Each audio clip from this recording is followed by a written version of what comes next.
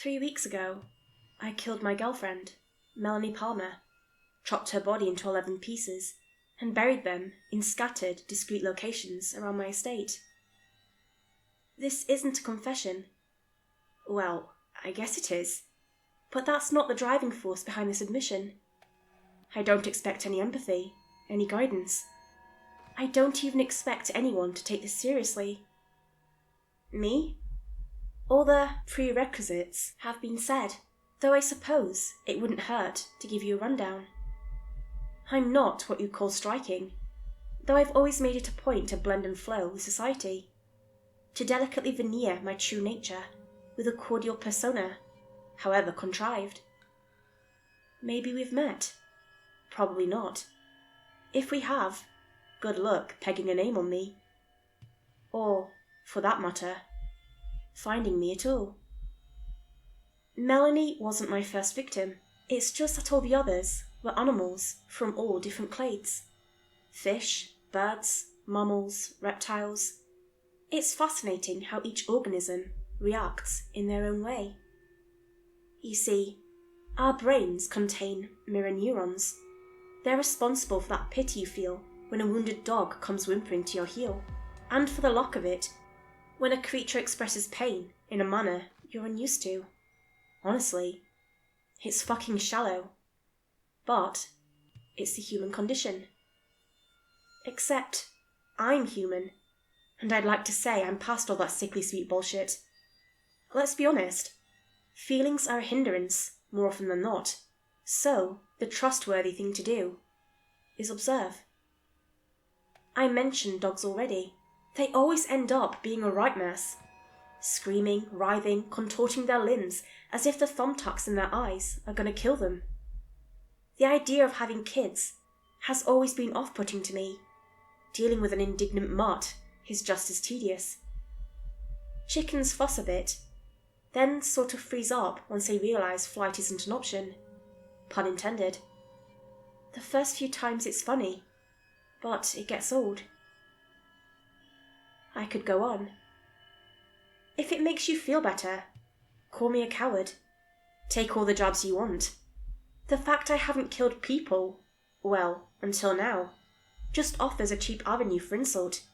Even when the rational part of your brain is relieved I stick to animals. There's no tangible strings of influence I have over anything anymore. So if nothing else, be sincere.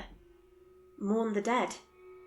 And for your information, I say this not out of empathy.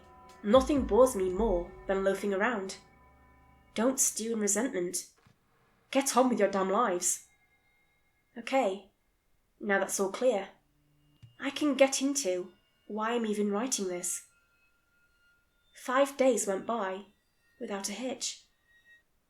And that's when I started seeing it. Nothing intrusive at first. I'd spy a figure in the distance, swaying gently as reeds shimmering in the wind. The first time, it was nothing but a fleeting curiosity. The second time, it lodged inside my brain like thorns in a boot sole.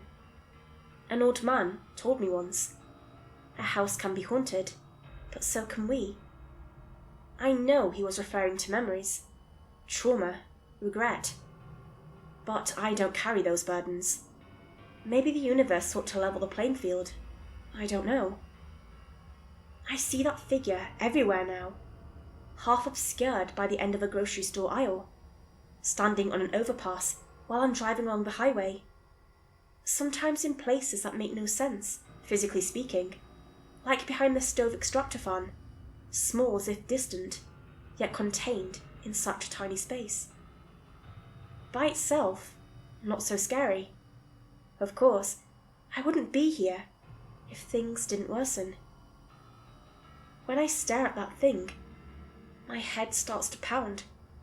A static thrumming in my ears.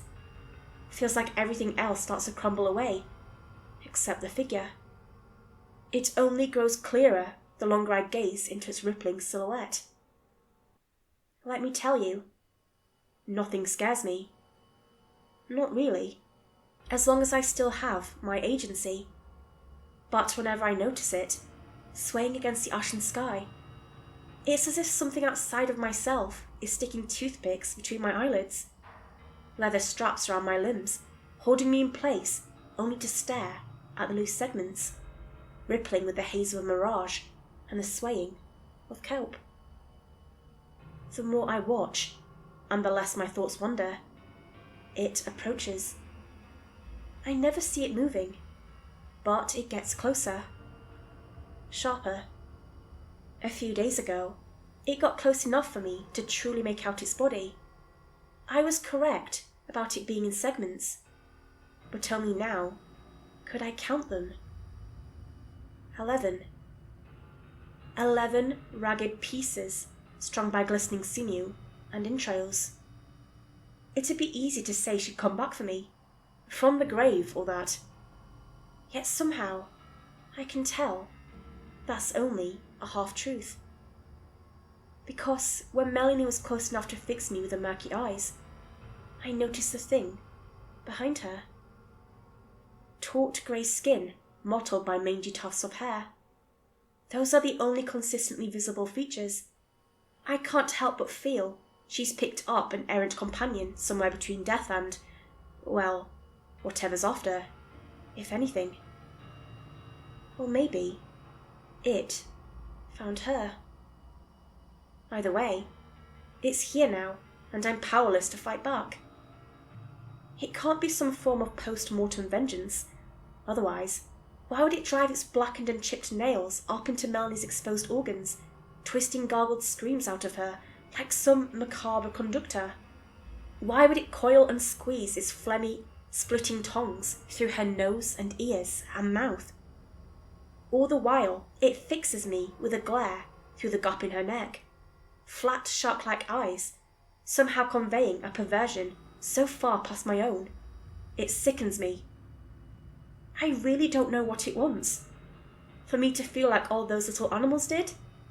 Possibly, although that feels a bit facile when I see the look in its eyes.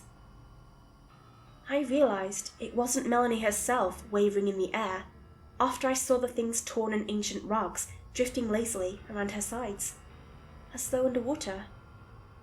From there, the world faded. Slowly, things just vanished. Number 17 across the street was replaced by a monotone ground, a lumpy rock plain. And so it went for everything else. The looming forest hills to the east, gone. The main road leading out of town, gone. The entire industrial estate a couple of streets over, you get the picture. Just barren stone in place of what once was. The fear stagnated at first, then bubbled up with a needling ferocity. It started to become too much. My van was gone, and I dared not leave the confines of my home, though at this point it was more of a prison than any sort of comfortable retreat.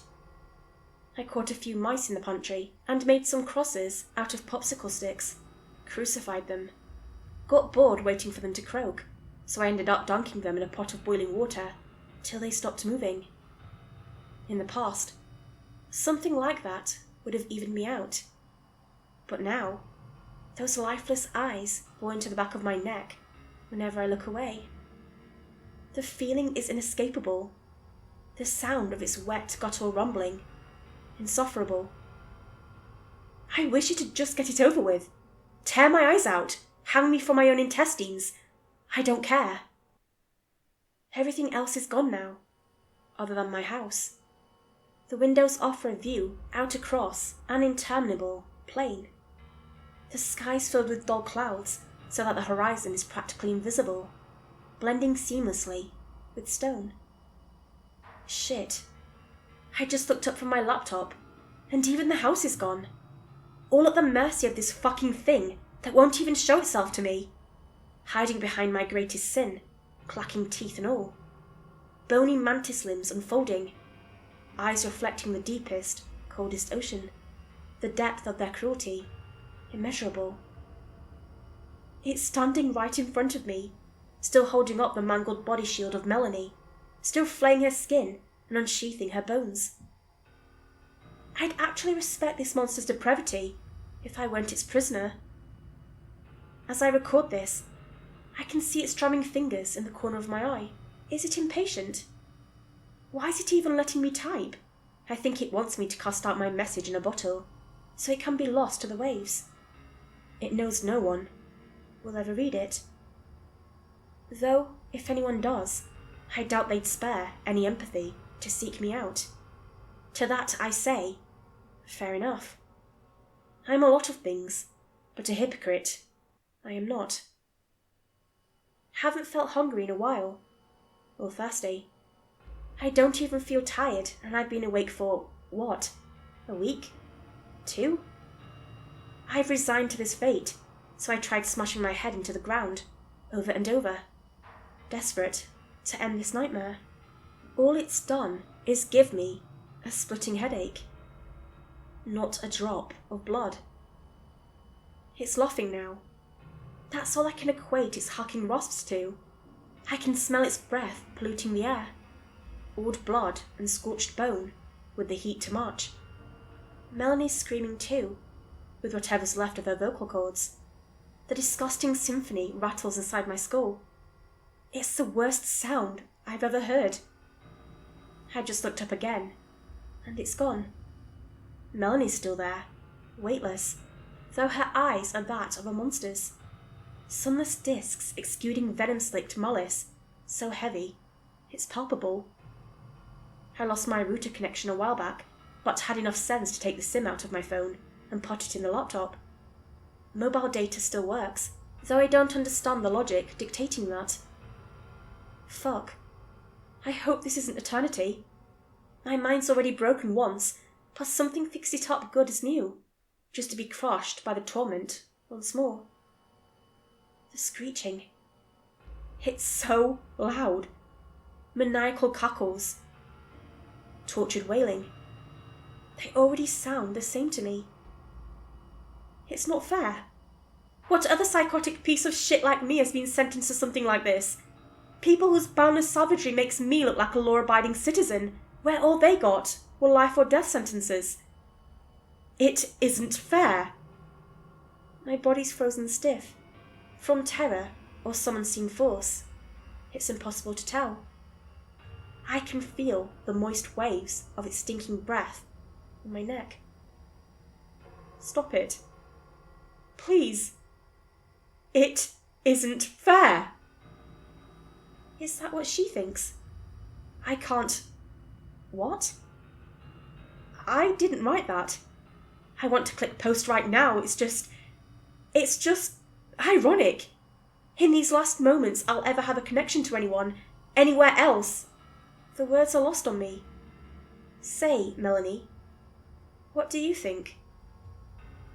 The way its fingers unfold in my peripheral, like a massive spider uncurling its legs.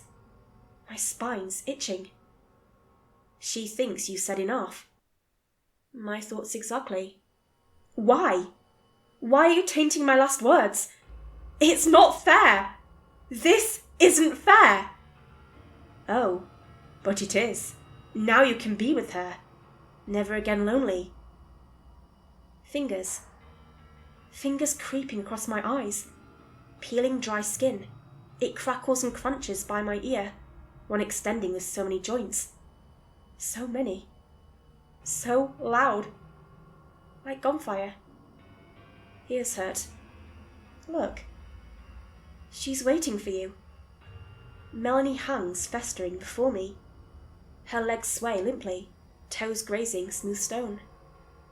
I never thought a sight could make a person so nauseous. Go. Fall into her arms. And drown with her. Drown in the sweet song of your sin for all time. Arms. Her arms. In pieces. Broken. Violated. I only meant to... Come now. Well, what else is there to do? I have to go now. She's waiting, in some form or another. To my friends and... No, it doesn't even matter. Each and every one of us will be forgotten, given time. God knows, I've been given more than enough of that.